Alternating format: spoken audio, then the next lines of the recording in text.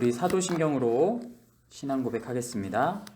전능하사 천지를 만드신 하나님 아버지를 내가 믿사오며 그 외아들 우리 주 예수 그리스도를 믿사오니 이는 성령으로 잉태하사 동정녀 마리아에게 나시고 본디오 빌라도에게 고난을 받으사 십자가에 못 박혀 죽으시고 장사한 지 사흘 만에 죽은 자 가운데서 다시 살아나시며 하늘에 오르사 전능하신 하나님 우편에 앉아 계시다가 저희로서 산 자와 죽은 자를 심판하러 오시리라.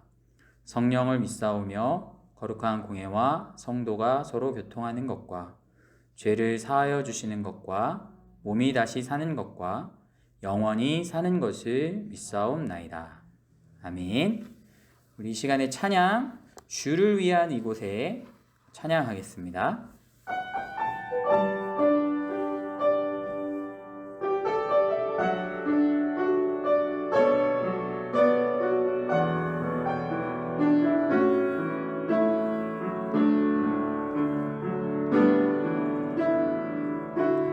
주를 위한 이곳에 예배하는 자들 중에 그가 찾는 이 없어 주님께서 슬퍼하시네.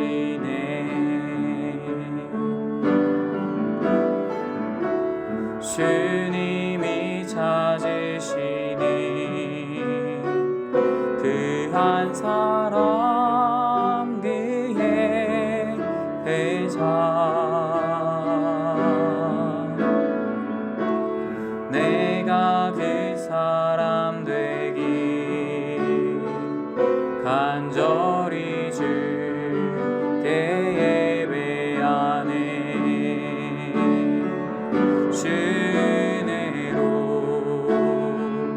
이곳에 서 있네. 주 임재에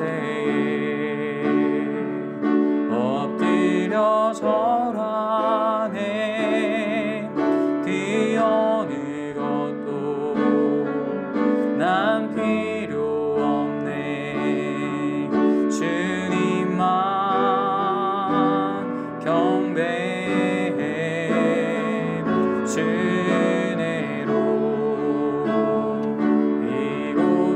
서 있네. 주 임재에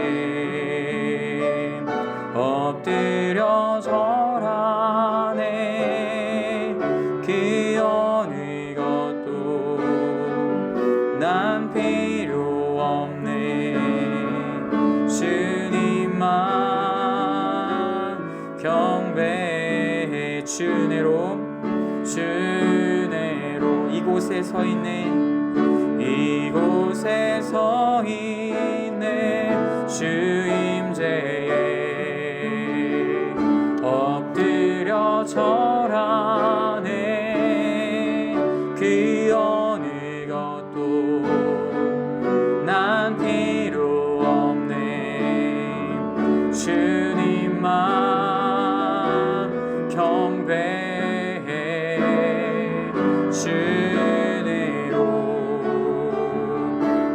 이곳에 서 있네. 주 임재에 엎드려 절하네. 그 어느 것도 난 필요 없네. 주님만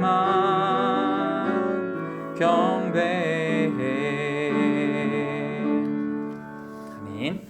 예배 위에서 기도하겠습니다. 독생자를 주시기까지 우리를 사랑하신 하나님, 부족한 자들을 위하여 귀중한 외아들을 내어주신 하나님의 크신 은혜에 영광을 돌립니다. 하나님의 뜻에 순종하여 우리의 죄를 대신 지시고 십자가에 달려 죽으신 예수님의 사랑에 찬양을 드립니다. 하나님의 은혜와 예수님의 사랑을 마음 깊이 새기며 사순절을 보내고자 하오니 성령님께서 우리에게 충만하게 임하시고 삶 가운데 동행하여 주옵소서. 예수님께서는 누구든지 나를 따라오려거든 자기를 부인하고 자기 십자가를 지고 나를 따르라고 하셨지만 우리는 아직도 나 자신을 부인하지 못하고 내 성공과 유익을 우선으로 살 때가 많습니다. 다른 사람들이 먼저 십자가를 지기 원하고 정작 나에게 주어진 십자가는 못 본 척 살았음을 고백합니다. 이기적인 마음으로 다른 이들을 배려하지 못함도 회개하오니 용서하여 주옵소서. 예수님의 걸어가신 좁은 길, 험한 길을 따라갈 수 있는 믿음을 주시옵소서. 전염병으로 인해 많은 이들이 고통받으며 두려워하고 있습니다. 이럴 때일수록 우리의 평안함만을 생각하고 기도하기보다 어려운 이웃들의 아픔에 동참하고 사랑으로 돕는 교회가 되게 하여 주옵소서. 성숙한 성도의 모습을 갖춰 사랑할 수 있도록 우리를 인도해 주옵소서. 가정에서 모이는 예배라고 소홀하게 여기지 않게 하시고 오히려 이번 계기를 통해 각 가정이 말씀 안에 하나 되고 예수님의 말씀을 항상 기억하고 따르며 성령 안에서 화평을 누리게 하여 주시옵소서. 우리 각 사람의 상황과 기도의 제목을 잘 아시는 주님, 고통과 아픔 속에 있는 성도들을 기억하셔서 사모함과 간절함으로 기도할 때에 말씀과 성령님의 감동으로 가르치시사 굳건한 믿음의 길을 계속해서 걸을 수 있도록 도우시고 인도하여 주옵소서. 예수님의 이름으로 기도드리옵나이다. 아멘.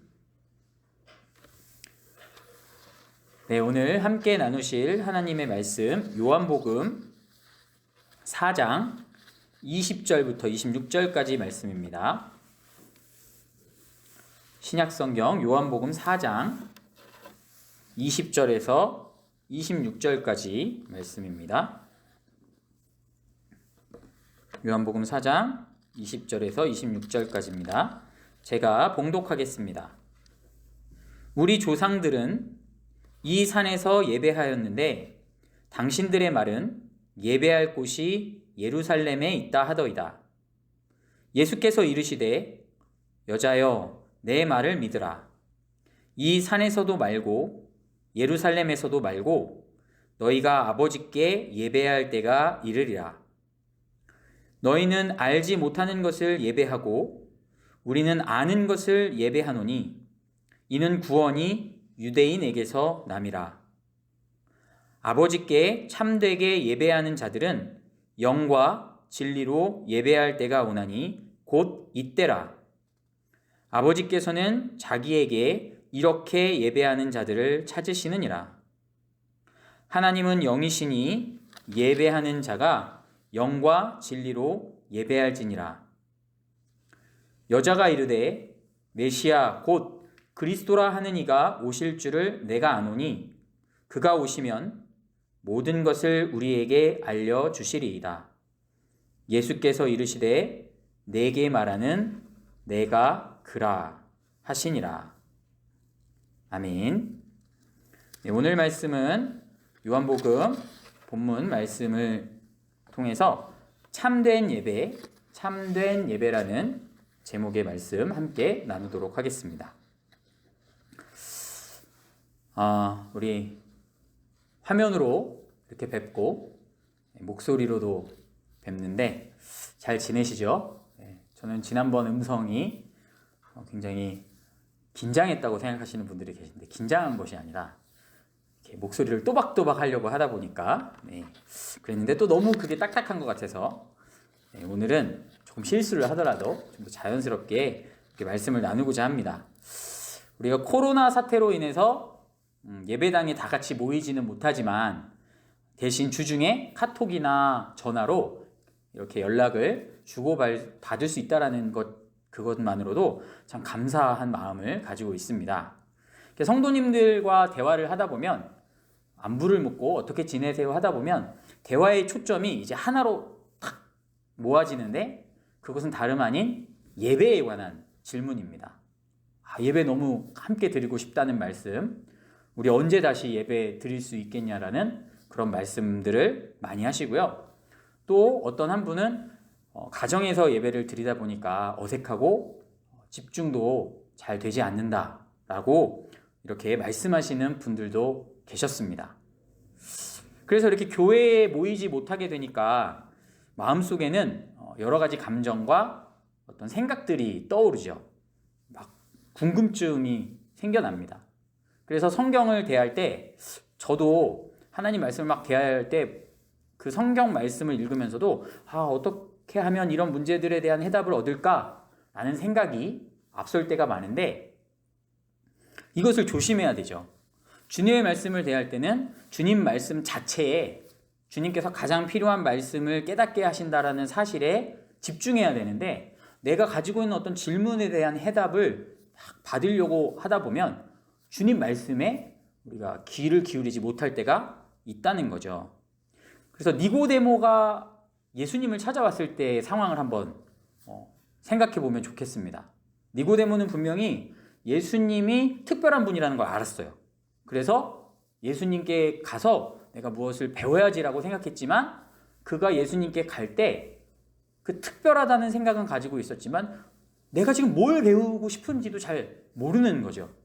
어떤 질문을 해야 될지도 잘 모르고 머릿속이 막 혼란한 상태로 사모함을 가지고 나아갔을 때 예수님께서 그 니고데모에게 대답하시는 한마디 한마디가 니고데모의 생각을 정리되고 그의 질문도 차츰차츰 방향을 찾을 수 있게 하신 것처럼 오늘도 우리는 우리의 질문에 대한 해답 이전에 주님의 말씀과 주님의 가르침에 집중해야 되는 거죠. 오늘도 우리에게는 주님의 말씀이 필요합니다. 그래서 정리 안 된 나의 생각과 궁금증 어떤 그 마음들을 잠시 내려놓고 그것보다 더 우리를 잘 아시는, 우리에게 무엇이 필요하신가를 잘 아시는 주님의 말씀에 한번 주목해 봤으면 좋겠습니다. 그래서 오늘 본문 말씀으로 같이 들어가겠는데요. 본문은 우물가에서 물을 뜨던 사마리아 여인과 예수님과의 대화의 장면입니다. 여인과 예수님께서 질문을 막 주고받고 있었는데 그런데 오늘 본문에서도 보면 그 대화의 주제가 어느덧 예배에 대해서 예배라는 주제로 이렇게 향하게 되었습니다. 그래서 그 여인은 묻습니다. 우리 사마리아 지역의 조상들은 게르심산에서 예배를 드렸습니다. 그런데 선생님, 유대 사람들은 예루살렘에서 예배를 드려야 한다라고 하더군요. 이 질문에 대해서 우리가 이해하기 위해서는 배경을 조금 알아야 되는데 본래 유대인과 사마리아 사람들은 사이도 좋지 않았고 각자 성전이 따로 있었어요. 그래서 사마리아인들은 사마리아인 나름대로 유대인들은 유대인 나름대로 자기의 입장을 주장하면서 이곳에서 예배 드려야 된다라고 오랫동안 싸움을 해왔습니다. 그러나 구약시대의 율법과 형식을 넘어서 새 시대를 여신 우리 예수님께서는 어디서든지 장소에 제약됨 없이 어디서든지 하나님께서 받으시는 예배를 드릴 수 있다라고 말씀해 주셨습니다. 21절 말씀, 예수께서 이르시되 여자여 내 말을 믿으라. 이 산에서도 말고 예루살렘에서도 말고 너희가 아버지께 예배할 때가 이르리라. 코로나의 확산을 막기 위해서 정부를 비롯한 의학 관계자들 이런 여러 의견들이 단체 모임을 자제해달라고 계속해서 요청을 해옵니다. 저도 계속해서 문자를 받습니다. 그런데 우리가 오해하지 말아야 될 것은 예배를 드리지 말라는 권고가 아닙니다. 예배를 드리면 잡아가겠습니다. 예배를 드리면 법적으로 제재를 가하겠습니다. 그런 얘기가 아니에요. 예배 드리는 건 자유지만 예배의 형식을 좀 당분간은 바꿔주십시오라는 그런 의견입니다. 얼마든지 예배는 드리되 신앙의 종교의 자유는 갖지만 이렇게 모여 있으면 그것이 위험하니까 당분간은 단체로 모여 있는 걸 피해 주십사 하는 그런 권고사항이지 우리를 탄압하는 모습은 아닙니다. 그래서 이에 대해서 대부분의 교회들은, 우리 교회도 마찬가지죠, 이런 사회적인 불안감과 사람들의 어떤 비난과 원성에 대해서 모른 척할 수 없기 때문에, 그리고 불안해하고 또는 우리 성도님들이 많이 모였다가 정말 원하지 않게 그런 전염병에 걸릴 수 있기 때문에 이렇게 온라인으로 예배 드리는 방법을 마련했습니다. 그런데 다른 한편 몇몇 교회들은 예배당에 모여서 주일 예배를 드렸고 또 앞으로도 아마 그렇게 하시는 교회들이 있을 거예요. 여러분, 질병에 걸릴 위험을 무릅쓰고 예배당에 모이는 그 열심과 용기는 칭찬받을 만하죠. 그러나 다른 사람들을 배려하고, 우리가 불편하고 우리도 모이고 싶지만, 우리도 예배당에 모여서 함께 예배드리고 싶지만, 다른 사람들을 배려하고 복음이 증거되는 것에 대해서 사람들의 비난과 욕을 먹으면서 그것이 방해되지 않게 하기 위해서 우리가 절제하고 자제하면서 가정에서 예배드리는 것 또한 이건 잘못된 것이 아니에요. 오늘 본문에서 예수님 분명히 말씀하고 계셔요. 다시 한번 21절부터 23절에 예수님께서 말씀하시는 것, 여자여 내 말을 믿으라. 이 산에서도 말고 예루살렘에서도 말고 너희가 아버지께 예배할 때가 이르리라. 너희는 알지 못하는 것을 예배하고 우리는 아는 것을 예배하노니 이는 구원이 유대인에게서 남이라. 아버지께 참되게 예배하는 자들은 영과 진리로 예배할 때가 오나니 곧 이때라. 이때라는 곧 지금이다라는 말씀이에요. 예수님이 오시고 나서, 예수님이 이 땅에 오신 바로 지금이라는 말씀이에요. 아버지께서는 자기에게 이렇게 예배하는 자들을 찾으시느니라. 어디서 예배를 드리느냐, 그것이 중요한 것이 아니란 말씀이에요. 예배의 대상이 중요하다는 겁니다. 누구에게 예배를 드리냐. 내가 알지도 못하는 신에게, 내가 어떤 마음을 품었는지도 모르는 신에게 그냥 막무가내로 예배 드려서는 안 되고, 살아계신 하나님을 우리가 알고 그 대상을 바로 알고 예배 드리는 것이 중요하다는 거예요. 그리고 그 대상이 살아계신 하나님께 어떤 마음으로 예배를 드려야 하는가, 이 질문이 중요하다는 거예요. 여기냐가 중요한 게 아니라, 그리심산을 또는 게르심산이라고도 하는데, 그리심산을 선택한 사마리아인이나 예루살렘을 선택한 유대인 모두 깨달아야 할 것은 장소가, 형식이 중요한 것이 아니라는 거예요. 예배는 살아계신 하나님께 드린다는 것, 그분께 참된 마음으로 드려야 한다는 것, 이것이 중요하다는 거예요. 예수님 그걸 말씀하시는 거예요. 교회나 가정을 선택하는 이 장소의 선택이 예배의 경건함을 좌우한다.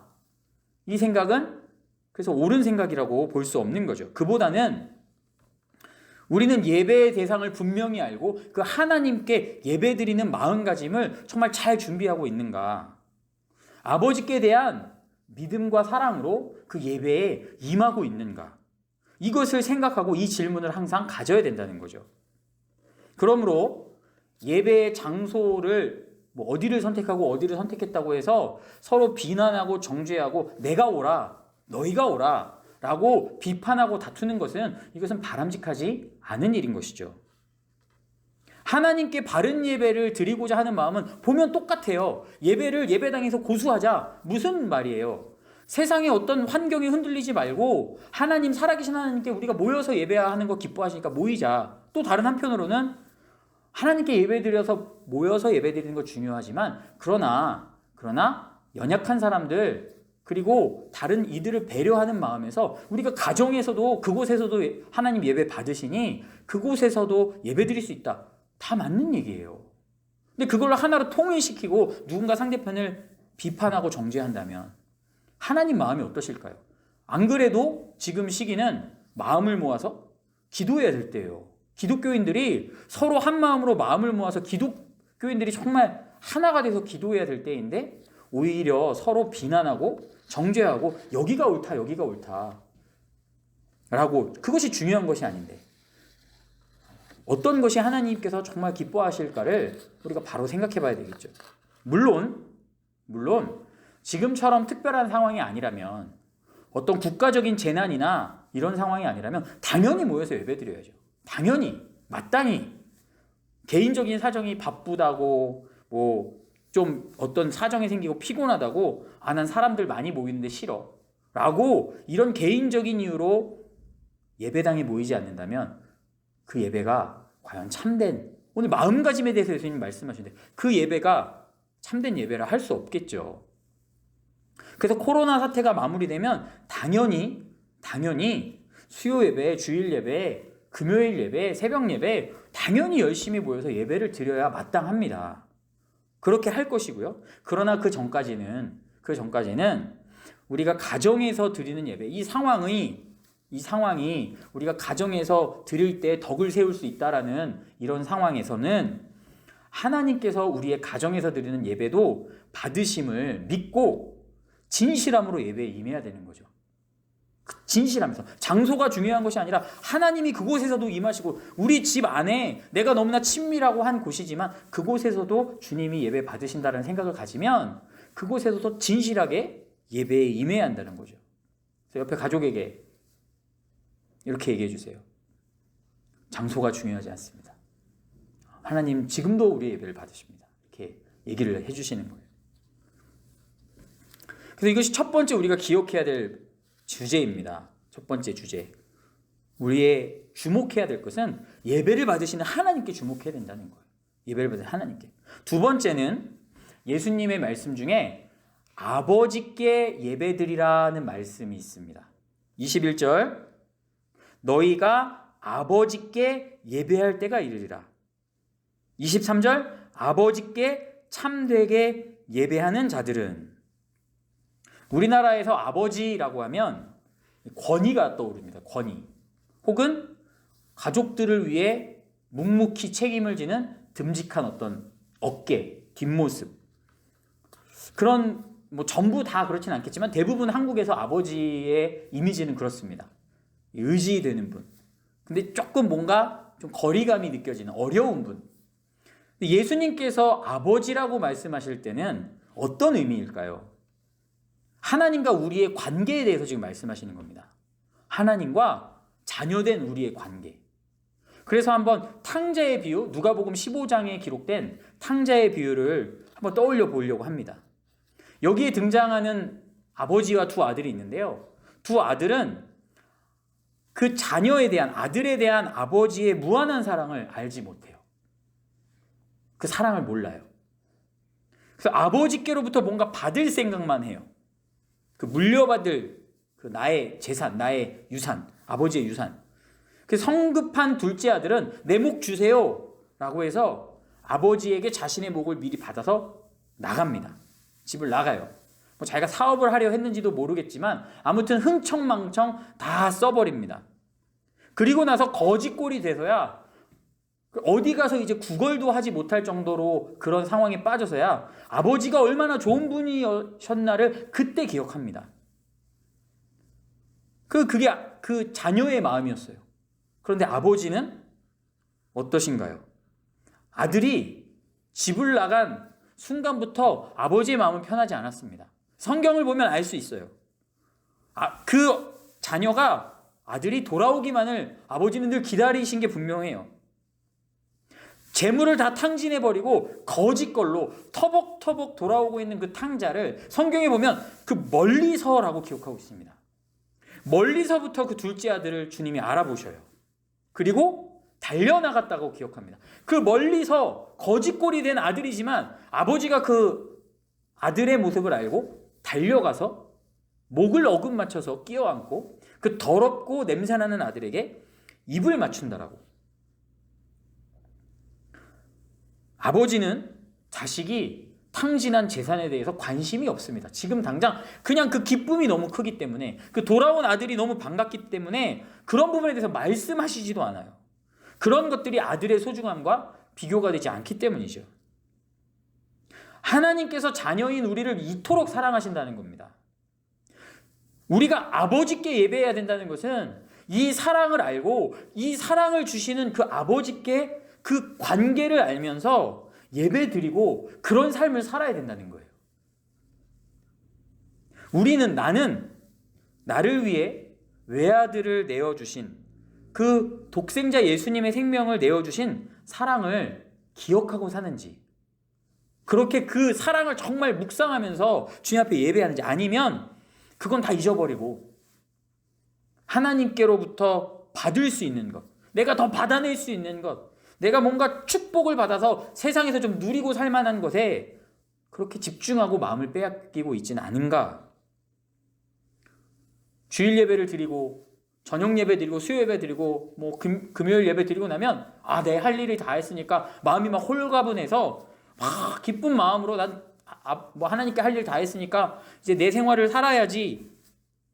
그리고 정신없이 세상 속에서 하나님의 사랑을 잊어버리고 흥청망청 살아가고 있지는 않은가. 그러다가 또 세상에서, 그 악한 세상에서 속고 상처받고 넘어지면 그제서야 우리 아버지가 얼마나 좋은 아버지였는가를 그제서야 다시 생각하고 돌이키는 그런 어리석음을 반복하고 있지 않은가 생각해 봐야 된다는 겁니다. 첫째 아들이 집에 남아 있었는데요. 첫째 아들도 마찬가지였죠. 그 열심히 일했어요. 그런데 아버지를 사랑하는 마음에서 열심히 일한 게 아니에요. 충성한 대가로 내가 유산을 물려받을 그런 마음을 가지고 있었어요. 그래서 둘째가 돌아왔을 때 철저하게 계산적이었던 이 첫째 아들은 동생이 반갑지가 않은 거예요.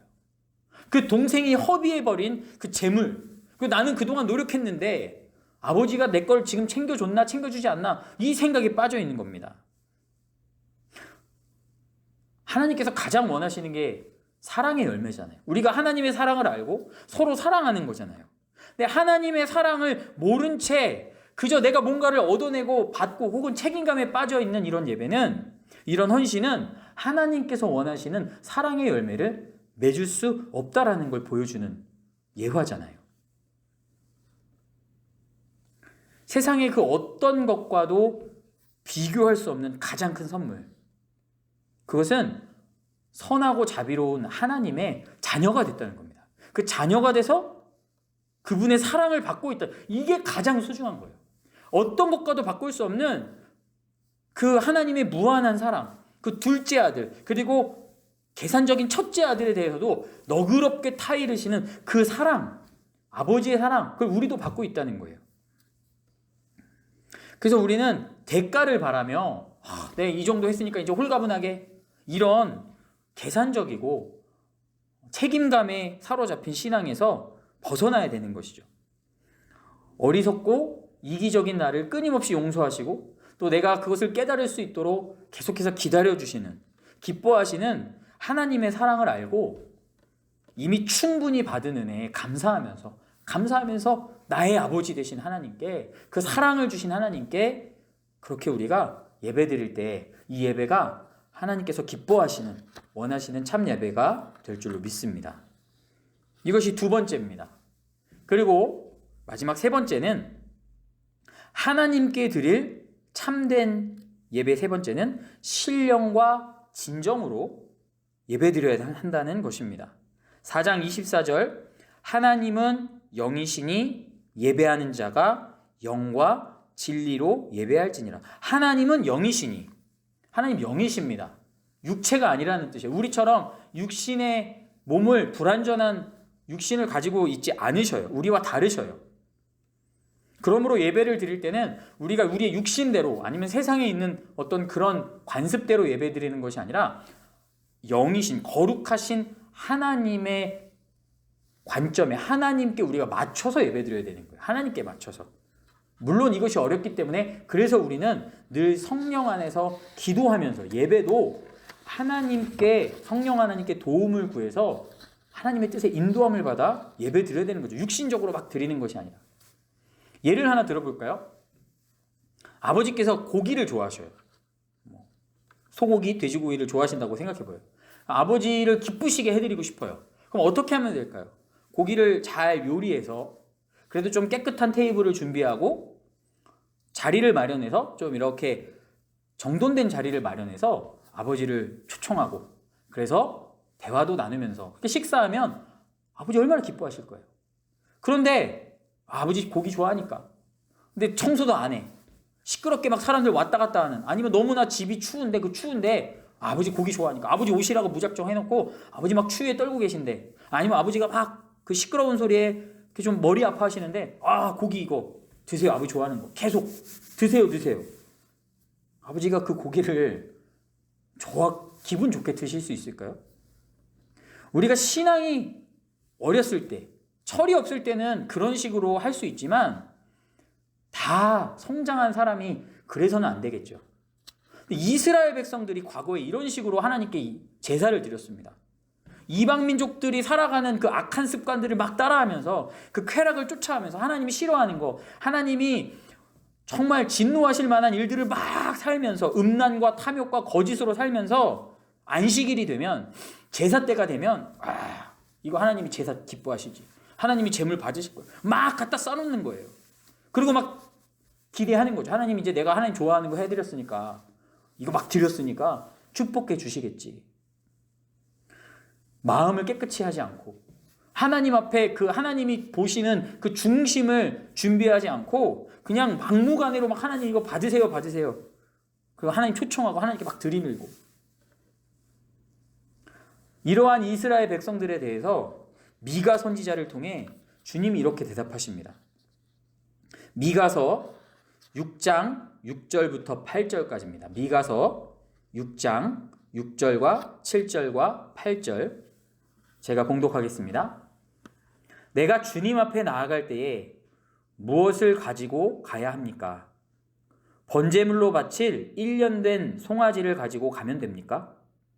수천 마리의 양이나 수만의 강줄기를 채울 올리브 기름을 드리면 주께서 기뻐하시겠습니까? 내 허물을 벗겨주시기를 빌면서 내 맏아들이라도 주님께 바쳐야 합니까? 내가 지은 죄를 용서하여 주시기를 빌면서 이 몸의 열매를 주님께 바쳐야 합니까? 너 사람아, 무엇이 착한 일인지를 주께서 이미 말씀하셨다. 주께서 너에게 요구하시는 것이 무엇인지도 이미 말씀하셨다. 오로지 공의를 실천하며 인자를 사랑하며 겸손히 내 하나님과 함께 행하는 것이 아니냐. 공의를 실천하며 인자를, 사람들을 사랑하고 겸손히 내 하나님과 행하는 것, 하나님이 그거 원하시지 않느냐. 우리의 아버지이신 하나님은요, 우리가 막 갖다 드리는 아니면 우리가 막 모여서 하는 예배, 찬송가 물론 받으시죠. 우리가 중심으로. 근데 그것만을 원하는 것이 아니라 우리를 사랑하시기 때문에 우리가 매일 주님과 동행하기를 원하시고요. 거룩하신 하나님의 자녀이기 때문에 우리가 그 하나님의 모습을 담고 살아가기를 원하셔요. 그래서 예배는 나를 드리는 것이면서 동시에 하나님을 우리 안에 모시는 거잖아요. 아무리 형식이 잘 갖춰졌다 해도, 많은 것을 준비하고 화려한 뭔가를 막 찬양을 하고 무슨 어떤 예배 형식을 아주 잘 짜여서 드린다 할지라도 주님을 모시는 우리의 마음이 정결하지 않으면, 거룩하신 하나님께 드리는 우리의 자세가 합당하지 않으면 주님께서 기뻐하시는 예배가 될 수 없는 거죠. 많은 사람들이 예배를 통해서 내가 시간을 따로 빼고 내가 뭘 하고 내가 봉사를 하나님께 하고 그래서 하나님께 뭔가를 해드린다고 생각하는 착각을 합니다.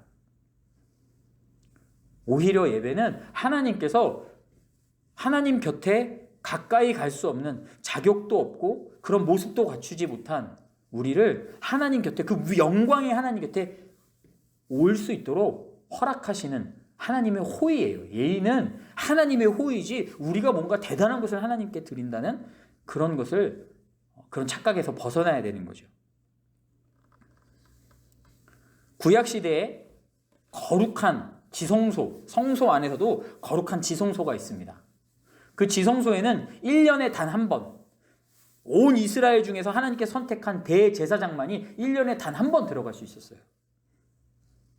그리고 거기서 그 대제사장도 조금만 잘못하면 하나님의 거룩한 임재가 있는 장소이기 때문에 잘못하면 죽임을 당했습니다. 그만큼 하나님의 임재 앞에 나가기 위해서는 거룩하고 흠이 없어야 됐어요. 그런데 신약시대에 우리 주 예수님께서 오셔서 십자가에서 죽으심으로 말미암아 그래서 상징적으로 그 예루살렘 성전에 있던 성막의 그 휘장이, 지성소로 들어가는 그 휘장이 아래에서 위로 찢어졌잖아요. 예수님 때문에, 예수님 덕분에 우리가 그 거룩하신 하나님 옆에 나아갈 수 있는 은혜를 입었다는 것을 상징하고 있죠. 그 예수님 덕분에 우리는 예배 드릴 때마다 하나님의 거룩하신 임재 앞에 날마다 나가는 거예요. 날마다, 매번. 이에 합당한 감사와 감격이 있어야 되는 거죠. 그런 엄청난 특권과 그런 엄청난 은혜를 입은 것에 대해서 우리가 마땅하게 성령으로, 기도로 준비하고 거룩한 마음과 삶으로 준비하고, 이것이 바로 신령과 진정으로 드리는 예배의 모습인 거죠.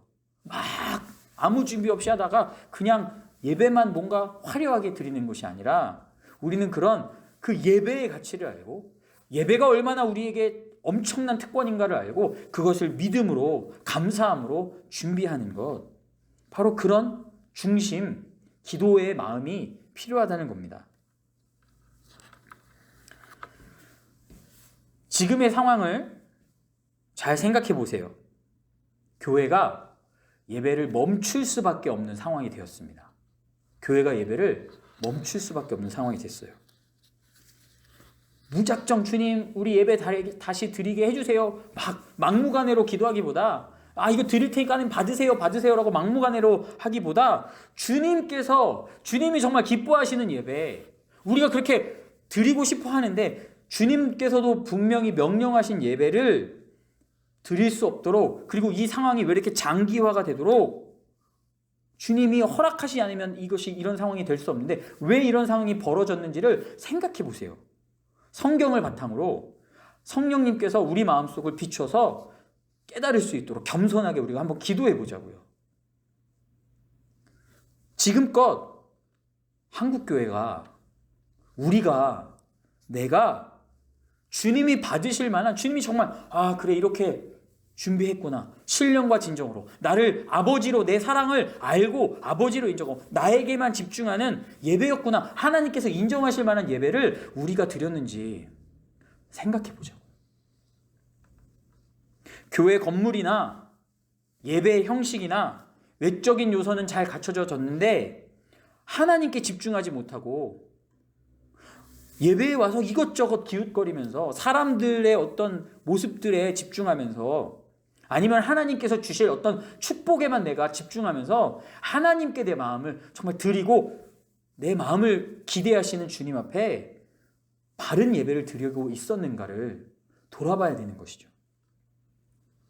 예배를 준비할 때, 또 예배를 드리면서 하나님을 정말 내 아버지로, 나를 그토록 사랑하신 그 주님의 은혜에 감사하면서, 내가 자녀된 것에 기뻐하면서 감격하면서 찬양 한 소절을 부르더라도 그렇게 감격하면서 우리가 찬양을 드렸는지 한번 점검해야 될 때입니다. 또한 거룩하신 하나님과 교제할 수 있는, 예배에 나왔을 때 더 하나님의 그 거룩하심을 내가 느끼고 그 마음을 깨달을 수 있도록 내가 매일의 삶을, 지금까지 살아온 삶을 거룩한 성전으로 만들기 위해서 구별하고 기도에 힘썼는지 우리가 돌아봤으면 좋겠습니다. 무작정 예배 드리고 싶어요가 아니라 하나님께서 정말 허락하시고 하나님께서 기뻐하실 만한 예배의 모습이 있었는지. 만약에 우리가 세상에 살면서 더러운 쾌락에 취하고 누군가를 무시하거나 미워하고 교만하고 악한 말들을 입에 담는 순간이 있었다면 반드시 예배 전에 회개 기도를 드려서 깨끗한 마음을 준비해야 되겠죠. 우리가 이처럼 오늘 말씀처럼 예배에 대한 바른 지식이 있고 바른 마음가짐을 가지고 있다면 예수님 말씀처럼 예배의 장소는 중요하지 않습니다. 예배의 장소는 물론 주님께서 그동안 전통적으로 모이게 하신 이 예배당에서 모이는 예배에 계속해서 드려야 되겠지만, 그런데 지금 이 상황에 우리가 어쩔 수 없이 가정에서 드린다 해도 그 장소가 예배의 경건함을 떨어뜨리진 않을 거예요. 가정 예배에도 주님의 은혜와 사랑이 풍성하게 임할 것을 믿습니다. 우리가 그런 하나님에 대해서 바른 예배의 자세를 갖춘다면, 그리고 우리가 한국교회가 우리 자신이 회개하는 마음으로 그동안 너무나 당연하게 여겼던 하나님의 축복에 대해서 이젠 정말 감사하고 잘못된 예배의 습관들을 고쳐나간다면 주님께서 다시금 풍성한 예배의 자리가 회복될 수 있도록 허락하실 것을 믿습니다. 마지막으로 정말 신령과 진정으로 드리는 예배를 기대하면서 소망하면서 그리고 다시 우리 말씀교회에 모여서 예배드릴 그 때를 소망하면서 두 가지만 당부를 드리겠습니다. 첫째는 주일은 하나님께 집중하는 날이잖아요. 영적 양식에 집중하는 날입니다. 그래서 중식 반찬 준비하는데 너무 부담을 갖지 않으셨으면 좋겠어요. 또 반찬 투정도 좀 안 했으면 좋겠어요. 네. 맛있는 음식은 집에서 혹은 식당에서 이렇게 드시고 만약 초대해 주시면 감사하게 응하겠습니다. 네. 우리 주일에는 영의 양식, 하나님의 또 사랑 안에서 교제하는 데 집중할 수 있도록 우리가 이런저런 거 집중하다 보면 하나님의 말씀과 예배에 집중하지 못하고 준비하는 사람도 부담스럽고 그렇잖아요. 그래서 얼마 전에 우리 설교 들었죠. 마르다가 되지 말고 마리아가 돼야죠. 주일날에는 일하는데 막 불평하지 말고. 첫 번째, 영의 양식에 집중합시다. 둘째는요, 신령과 진정으로 예배드리기 위해서 예배 전 최소 5분 전에는 도착해야 되겠죠. 어쩔 수 없이 지각했다 라고 말할 수도 있겠지만 중요한 면접이나 시험 보는 날 혹은 해외여행 가는데 비행기 제가 늦었다는 얘기는 못 들어봤거든요. 습관적으로 지각하는 것은 고쳐야 되겠습니다. 그래서 정말 우리 말씀교회가 다시금 예배에 모였을 때 이제는 흠도 없고 하나님께서 보시기에 아름다운 그런 예배의 공동체가 되기를 간절히 바라면서 이 시간 합심해서 잠깐 기도하겠습니다. 기도 제목 드리겠습니다. 주여, 이번 일을 통해서 우리가 가지고 있던 예배에 대한 잘못된 인식과 교만한 마음을 깨닫고 회개합니다. 성령님, 우리에게 바른 예배를 드릴 수 있는 지혜와 깨끗한 마음을 주시옵소서. 예배를 소홀히 여기고 나태하게 준비한 죄들을 회개합니다. 습관적으로 의무감으로서가 아니라 신령과 진정으로 아버지 되신 하나님께 집중하여 드리는 예배가 회복되게 하소서. 우리 함께 이 시간 잠시 기도하겠습니다.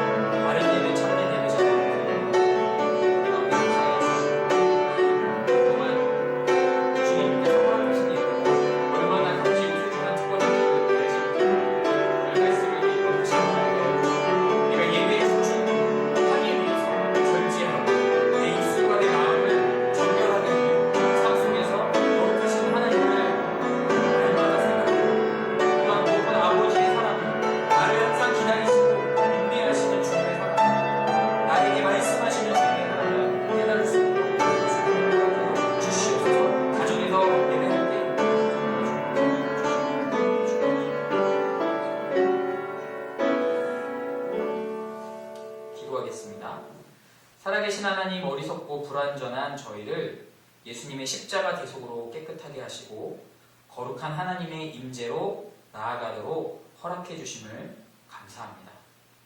그 은혜를 바로 알지 못하고 온전한 예배를 드리지 못했던 우리의 어리석음과 악함을 회개합니다. 말씀을 통해 우리의 잘못된 생각을 알게 하셨사오니 이제부터는 더욱 진실함과 겸손함으로 예배하기를 사모합니다. 우리 말씀교회와 한국의 모든 교회들에게 진실한 예배가 회복될 수 있도록 성령 하나님께서 도우시고 인도하여 주옵소서. 코로나 사태로 어지러운 나라가 안정되게 하시고 주님의 사랑을 받은 그리스도인들이 그 사랑을 나누고 실천하는 데 앞장서게 하여 주옵소서. 예수님의 이름으로 기도드립니다. 아멘. 네, 오늘은 광고까지 하겠습니다. 네, 반갑습니다. 샬롬, 사랑합니다. 네, 감사합니다. 여기 지금 보고 계신 분도 있어요. 네. 사순절 기간입니다. 우리를 위해서 고난당하신 주님을 묵상하면서 우리도 사랑을 실천하는 그런 타순절이 됐으면 좋겠고요. 그래서 지금 외출도 많이 할 수 없고 예배도 많이 모일 수 없기 때문에 성경 읽기를 이번 주부터 시작하려고 해요. 많지 않고 하루에 한 장씩만 읽을 수 있도록 이번 주에는 신약 성경 제일 뒤에 있는 요한 1서, 2서, 3서 다 합쳐서 총 7장밖에 되지 않습니다. 그래서 읽으시고 구역장님하고 아니면 이렇게 같이 친하신 분들하고 구역별로 확인해 주셔서 그래서 다 읽었습니다. 금요일쯤 서로 이렇게 격려하면서 성경 읽기 동참해 주셨으면 좋겠습니다. 그리고 매일 아침 6시, 밤 9시에 우리가 있는 곳에서라도 예배는 없지만 기도회에 우리가 시간을 정해서 매일 아침 6시, 밤 9시에 바른 신앙의 회복, 예배의 회복, 나라의 안정을 위해서 기도해 주시기를 부탁을 드립니다. 그리고 공지가 있을 때까지 예배는 가정에서 드릴 텐데요. 가정이 정말 예배 초소로 하나님 앞에 온전히 올려지는 그런 계기가 되길 바라고요. 그래서 사랑과 진리가 충만한 가정이 될 수 있도록 믿음으로 항상 그렇게 또 가정 안에 화목하시기를 바랍니다. 그리고 예배 후에 인증샷을 찍으셔서 보내주셔요. 전도사님한테 보내셔도 되고 저한테 보내셔도 되고 구역별로 또 보내셔도 되고 그래서 나중에 우리가 다 같이 모였을 때 그것을 교회에 같이 놓고 우리가 이렇게 힘들게 따로따로 예배한 적이 있었는데 함께 모여서 예배할 수 있음에 대해서 다시 한번 감사하는 그런 계기를 가지려고 합니다. 그렇게 부탁을 드리겠습니다. 네, 그러면은 옆에 있는 사람에게 사랑합니다. 네, 사랑합니다. 많이 사랑합니다. 옆에 사람 없으면 저한테 해주세요. 네. 그러면 우리 주님 가르쳐 주신 믿음으로 오늘 예배 마치도록 하겠습니다. 하늘에 계신 우리 아버지여, 이름이 거룩히 여김을 받으시오며 나라의 임하옵시며 뜻이 하늘에서 이룬 것 같이 땅에서도 이루어지이다. 오늘날 우리에게 일용할 양식을 주옵시고 우리가 우리에게 죄 지은 자를 사하여 준 것 같이 우리의 죄를 사하여 주옵시고 우리를 시험에 들게 하지 마옵시고 다만 악에서 구하옵소서. 내게 나라와 권세와 영광이 아버지께 영원히 있사옵나이다. 아멘.